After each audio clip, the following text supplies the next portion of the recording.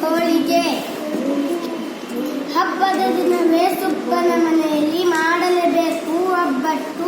ತಂದರು ಮೈದಾ ಬೇಳೆ ಬೆಲ್ಲ ದಿನಸಿ ಅಂಗಡಿಗೆ ಹೋಗ್ಬಿಟ್ಟು. ನೆನೆಯಲಿ ಎಂದು ಕಲಸಿ ಇಟ್ಟರು ನೀರು ಎಣ್ಣೆ ಮೈದಾ ಇಟ್ಟು.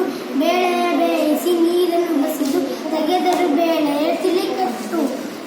ಬೆಂದ ಬೇಳೆಗೆ ಬೆಲ್ಲವ ಹಾಕಿ ರುಬ್ಬಿದಾಗಲೇ ಹದವಾಗಿ ಮೇಲೊಂದಷ್ಟು ಪುಡಿ ಏಲಕ್ಕಿ ಬೆರೆಸಿದರಕ್ಕೆ ರುಚಿಗಾಗಿ.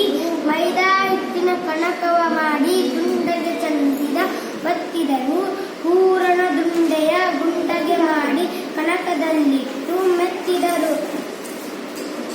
ಮೆತ್ತಗೆ ಒತ್ತುತ್ತ ರೊಟ್ಟಿಯ ಹಾಗೆ ಬಿಸಿ ಮಾಡಲು ಒಲೆ ಹಚ್ಚಿದರು. ಹಚ್ಚಿದ ಒಲೆಗೆ ಕಾವಲಿ ಇಟ್ಟರು. ಚಮಚದಿ ಎಣ್ಣೆಯ ಹಾಕಿದರು. ಕೆಂಪಗೆ ಕಾದಿಯ ಕಾವಲಿಯಲ್ಲಿ ಒತ್ತಿದ ಹೋಳಿಗೆ ಹಾಕಿದರು. ತಿರುವಿ ಹಾಕುತ್ತ ಹದದಿ ಬೇಯಿಸಿ ತಟ್ಟೆಯೋಳೆತ್ತಿ ಮಡಿಚಿದರು. ಘಮ ಎನ್ನುವ ಹೋಳಿಗೆ ಪರಿಮಳ ಮನೆಯಂಗಳವ ತಲುಪಿತ್ತು. ಬನ್ನಿರಿ ತಿನ್ನಿರಿ ಬಿಸಿ ಬಿಸಿ ಹೋಳಿಗೆ ಎನ್ನುತ್ತ ಎಲ್ಲರ ಕರೆದಿತ್ತು.